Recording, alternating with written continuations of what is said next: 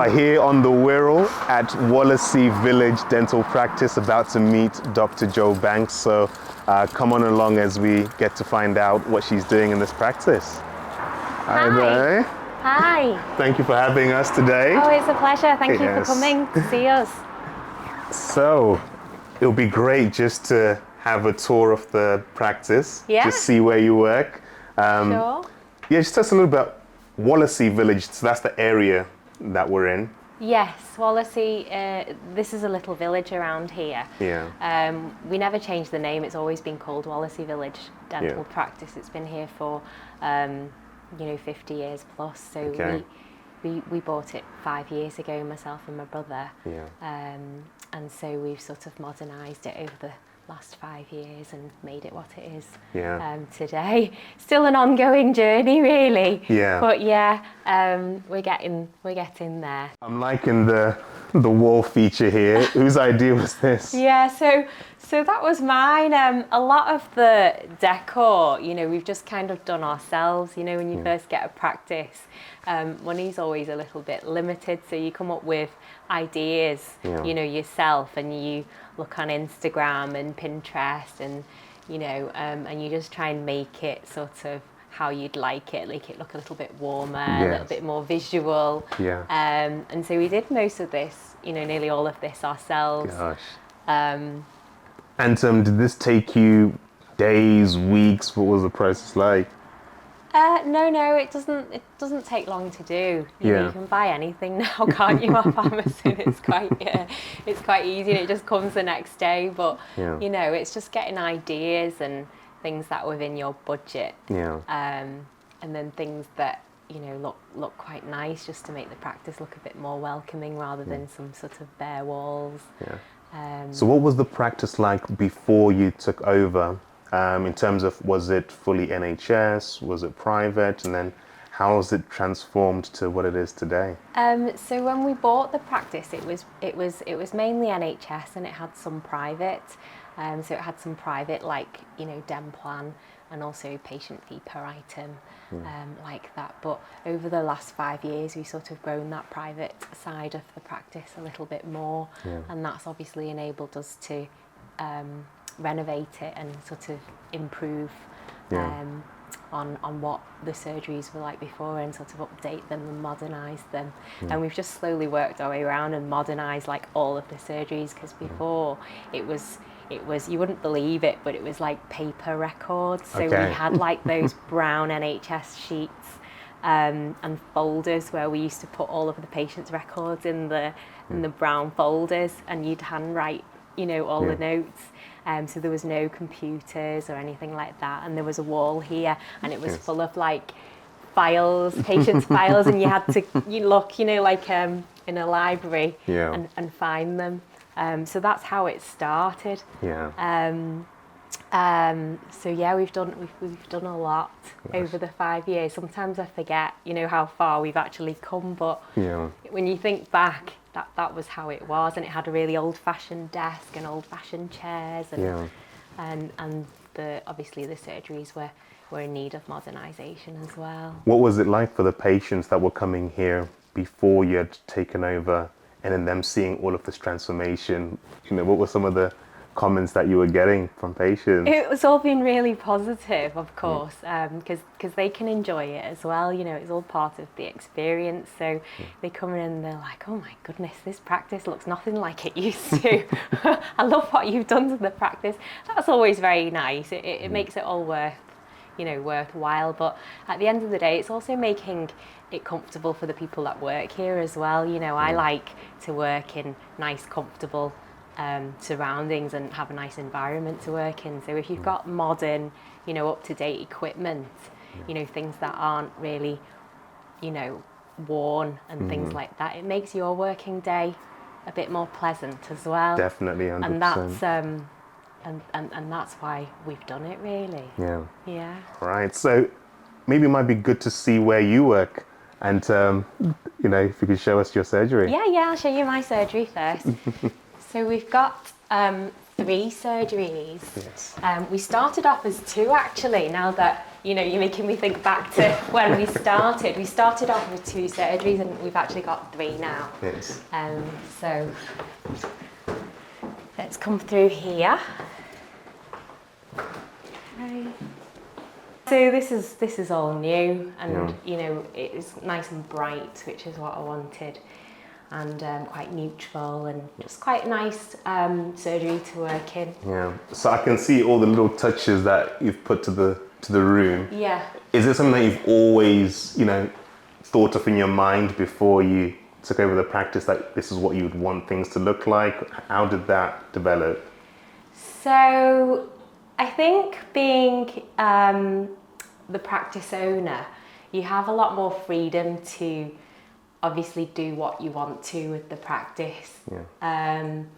As an associate, obviously you're restricted to what you have, and you don't have as much say, you know, in how things look and how you work and stuff like that. So I suppose, yeah, it is how I would like a surgery to look. It just needs to look clean and, you know, fresh and modern. You know, it doesn't have to be, you know, really posh or anything like that. Yeah. Just most people, they come in and they just love the fact that it's clean and it's modern. Yeah. You know, and I think that is all you need to start off with. And then obviously as you maybe get a little bit more sort of finance, you know, coming into the practice, you can then sort of make it even more sort of luxurious or however, you know, you like, which is what we have planned obviously for our next surgery. We're hoping to make that one a little bit more luxurious and a little bit different to this one. But who knows, eventually we might make this one more luxurious as well, but we quite like it how it is. You know, it works for us at the moment, and it's still, you know, we still feel like it's an achievement to have, you know, come this far. So we're happy with it. Yeah. And were you an associate here before you took over? Where were you working as an associate before you became the principal? Oh yeah, so it's a funny story really. So what happened was I was an associate for like 10 years in another practice on the Wirral, mainly doing NHS work, and it was a bit I was a bit bored, to be honest, because when you work mainly in obviously an NHS practice, you're a little bit restricted with what you can do, you know, and you can't use the materials that you want to use, and you can't do the nice things that you want to do, and every day you're going to work and it's the same thing, and you don't have any room to grow, you know. So I was quite bored of dentistry actually, and I was like, right, I'm going to go and have my children now, and I'll just be a stay-at-home mum, and I'm not going to do any dentistry, it's not for me. And this was when I was having my 3rd child, so I was like, right, that's it, I'm done now with dentistry. And then had my 3rd child, and then as it turns out, being at home is not easy. It's, you know, harder than actually being at work. So it's like, no, this is not for me either. So then what happened was, I was like, I have to go back to work. So then it was either, you know, find another job working for someone else or do something for yourself. And we actually came across this practice just by chance, really. It was like on an email, like there was this practice for sale in Merseyside, and it was just pure sort of curiosity. I was on mat leave at the time, you know, pure curiosity. I was like, wonder where this practice is in Merseyside. And because it's only a 2 surgery practice, it was only small, you see, at the time. It wasn't as expensive, you know, as some of the really, really big ones that are available. So I said to my brother, because he was also looking to buy a practice at the time, I said, like, go and find out where this practice is and see what it's like. And he was like, oh, it's on the Wirral. And I was like, oh, I live on the Wirral. That's really handy. So we came and had a look, and obviously he'd looked at a few practices already, and he was like, no, this looks like a good practice. You know, it was really dated, but it had a good, like it had good systems in place. Like it seemed like it was run quite well, you know, even though it was in need of modernisation, you know, everything was in place. So it was like, no, this seems like quite a good practice. So I was like, oh, okay, because it was the only practice that I'd seen, so I was just like trusting his word. But obviously I like the fact that it was local to me. It's only 20 minutes in the car. So we're like, okay, let's just go for it. So it's kind of like, you know, a bit of a leap of faith, really. It was like going from being an associate, stay-at-home mum, and then, oh, let's just do it myself, you know, and see what happens. It's the next sort of step. Was the previous owner retiring? Or? Yeah. So she was just retiring. So it was just timing, you know, really. She happened to be retiring. She didn't particularly want to sell to a corporate. She wanted to sell, obviously, to private buyers. So I think we were perfect for her. There is something, isn't there, when you've been out of practice for a long time and your patients are a bit like your family. So you don't want to hand them over sometimes to, you know, like a big corporate, even though I know there are good corporates and, you know, ones that aren't as, you know, good. But did she stay on for a bit longer during the takeover? How did that? Yeah, so she stayed for a little bit. I mean, obviously she wanted to know her patients were being looked after. But we also wanted her to stay for a little bit just to help us with the goodwill side of things. And it did help, you know, because we all got along, and then she was able to say, like, yeah, you know, they're really nice people and I'm happy to pass you on to them. So that did help, and that was nice. That gave a bit of stability, I think, to the patients, to the staff as well, you know, but also gave us a little bit of stability as well. So it worked out quite well. And then obviously she just slowly sort of retired, you know, after about, I think it was about a year, so it wasn't too long. But and now it's been about 5 years since you took over. Yeah. So do the patients now feel like part of your extended family? So yeah, they're part of my family now. 5 years has gone by really, really quickly. Sometimes I say to the patient, it's been 5 years, and they're like, really? They're like, you really turned it around. So yeah, just carrying that on, really. Really part of the community now here. Well, show us to another one of the surgeries. Yeah, of course. So we'll go through here. This is another surgery. So this is like surgery 2. Who normally works in here? So my husband John works here. All right. So we're a proper family practice. Myself, my brother and my husband work here. So we carried on that sort of family feel. My husband works in this room mainly, and he does implants and he likes oral surgery, you know, things like that. We all have different sort of interests, so it works quite well. How does that work? A family in dentistry, you know, you spend a lot of time with family outside of work. Now you spend a lot of time with family inside of work. How do you keep it peaceful? Well, to be honest, you know as well as I do, when you're a dentist, you're in your surgery with your nurse and you don't actually see anybody else apart from the patients. So whole day can go by and you haven't even seen them, you know, apart from a quick hello at lunchtime sometimes. So it's not like you're on top of each other, and it's not like you spend so much time at home and then you spend all day together in work. But it works out quite well, because it kind of means that I don't have to worry about what they're doing, and they can just do their own thing. And you know that, you know, because they're family, they do have whatever they do, like best intentions, really. So that does make things easier, and that was actually easy. Made it easier to begin with. Obviously now as we're growing, we've got associates now, but that's how we started. It's a juggling act, because I've got a 14-month-old daughter. And even just having the one child, it's a juggling act between picking her up and dropping her off at nursery. So with 3 kids, Yeah. You and your husband both working in the same practice. How was that? Yeah. Well, actually, we have 4 actually. All right. Yeah. So after I bought the practice, I had another one probably about 2 years after that. So we're up to 4 now.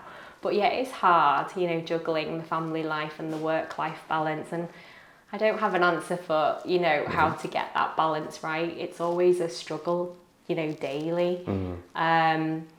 But at the end of the day, it's what I enjoy. Yeah. You know, I do get a lot of satisfaction from working and running my own practice and being able to direct, you know, which direction we go in and how we grow the practice and what I want to do and what equipment I want to invest in next and, you know, how I want the staff to be with the patients and how I want the patients to feel when they come in.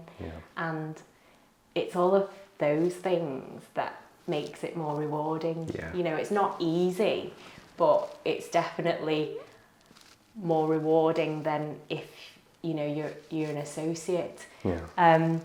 There's nothing wrong with being an associate. You know, if you're happy, it's a lot less, you know, headache, and it's a lot easier. You just turn up to work and go home. Sometimes, some days, I dream of being an associate again. we do it, you know, and we're like, oh my gosh, you know. The good old days. Yeah, the good old days when I used to just turn up to work and go home and clock off, you know, and be able to go on holiday and not have to worry about the business. So there is that. But I think I like the challenge, you know, and I think sometimes if you're not content with just being an associate and you feel like you want to do more or you feel like there's more that you want from your job, I think that may be when you may want to think about doing your own thing. Well, show us to another one of the surgeries. Yeah. Okay, right, so we're going to go downstairs.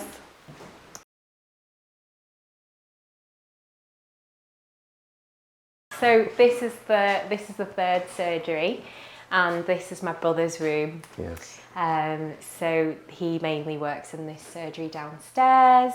The chair's a bit different. It's got like a knee brake, so it works a bit better for, you know, older people and disabled people who need to use the downstairs surgery.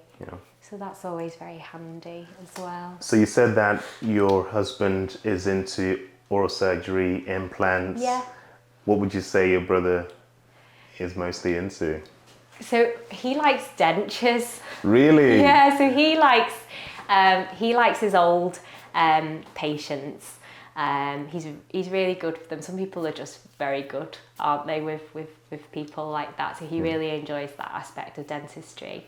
He likes making dentures. He likes doing the general dentistry side. So he's probably a bit of more of an all-rounder and does a bit of everything really, but enjoys that. So if you don't want implants, you can have dentures here. and then yourself, what would you say and you're then myself, into? I'm into sort of obviously more the cosmetic stuff. Just kind of enjoy that, you know, the you know, they come in and you change their smile and you basically change their life, don't you, in that process. And it's a privilege to be part of that journey, you know, and be able to do that for patients. And also because I just like making things look nice. You know, I'm a bit of a perfectionist. Always enjoyed art when I was younger. And I think, you know, dentistry is a type of art, isn't it? Especially when you do more and more cosmetic stuff. I can just see things that, you know, John might not see.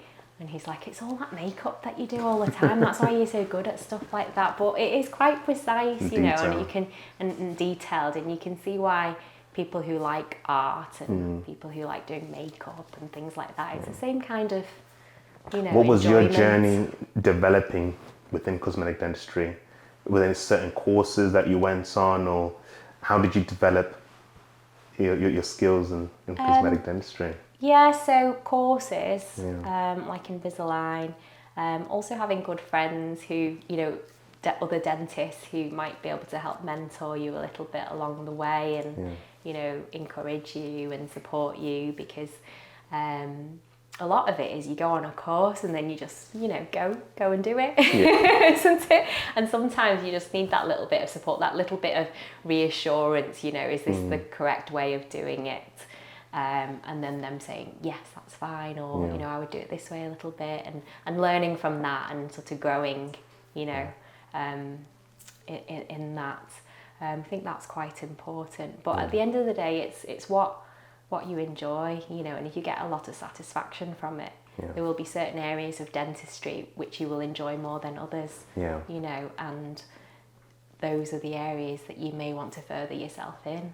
Yeah, perfect. No, definitely 100% agree with that. Yeah. I've seen some of your socials. Yeah. And I was thinking, she's got so much energy.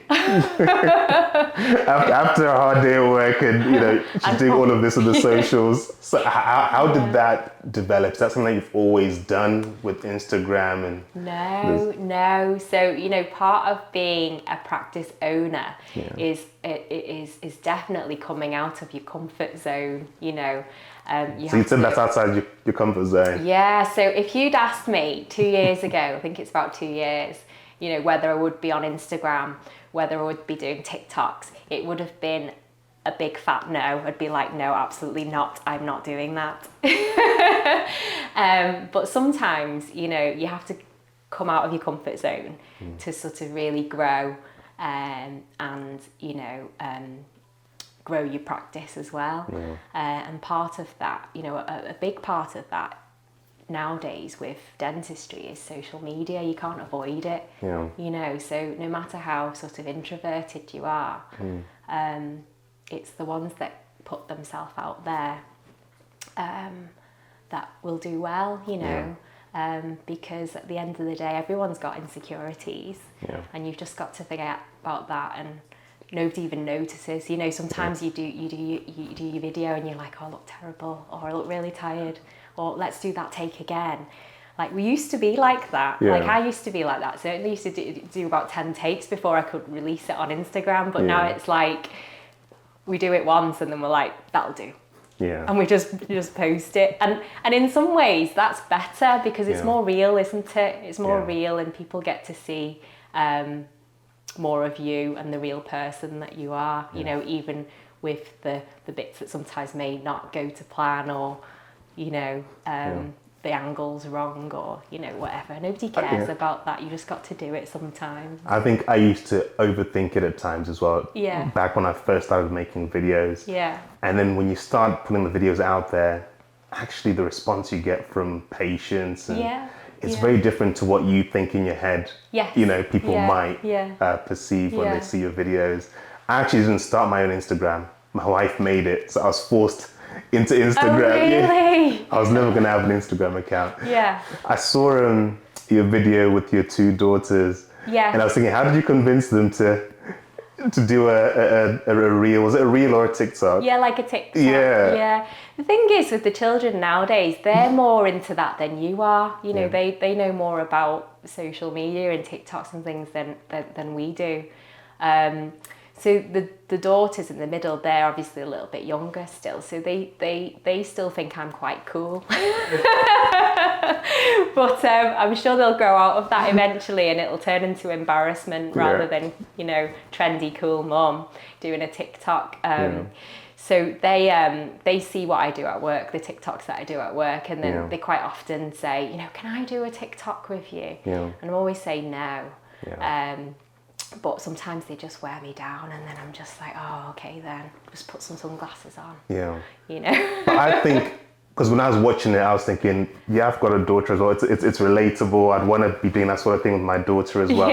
So I can only think for patients, it makes you more relatable when they see that, you know, you're not just clinical. There's other sides to you as well. I think it's nice for them to see that side of you as well, the fun side, you know, the softer side. Because at the end of the day, you know, we might be a dentist, but we're still just normal people. And it's nice for them to see that side of you. And it's easy to allow them to see that side on social, isn't it? Definitely. What would you say you want your patients to experience when they come to this practice here? I think I just want them to feel valued and, you know, respected, and we always try and treat them like our family. You know, family is what started, you know, this practice, and that is our sort of core sort of value. You know, treat the patients as we would treat our own family, and you know, that's important. You know, at the end of the day, these patients, they come back to see you on a regular basis. They do become part of your family. You know, they chat to you about their dogs, cats, their daughters' weddings, you know, everything. You learn everything about them. And I think that's another thing that I really enjoy about dentistry. It's getting to know people, building relationships, building friendships. They become your friends, really, don't they? So that's how I want them to feel. So I talk with quite a few newly qualified dentists, and they're always asking, what's going to make me more appealing to practices to get, you know, a job at a dental practice that they might like. So if somebody was wanting to come work here as an associate, what sorts of things would you be looking for in that person? I think it's how they treat people. You know, that's really important. You know, ultimately it's, you know, if they treat you well, then they're going to treat the patients well. And I think it boils down to personalities as well. You know, whether you get on, that's always important. I think it's more just the care. I'm always worried about the care of my patients. That's, you know, this is a very patient-centered practice. So I always want an associate who will reflect the same amount of care that I would want to give my own patients. And so that's what I'm looking for. It's not all the stuff on the paper, although all the stuff on the paper does help, you know, because furthering yourself and getting more qualifications will definitely make you more appealing. And also having good social will make you more appealing as well, because, you know, you might already have an audience. But ultimately it boils down to how they're going to treat the patient in the chair, because at the end of the day it's my reputation. You know, it's my practice, and, you know, the patients need to be treated well at the end of the day. So, you know, it's not always about financials. The financial side of that will always come. Money will come. But first of all, you've got to get the care right. That's great. That's great. Yeah, because I'm always asked that question. What courses should I be doing? What's going to make me more appealing to practices?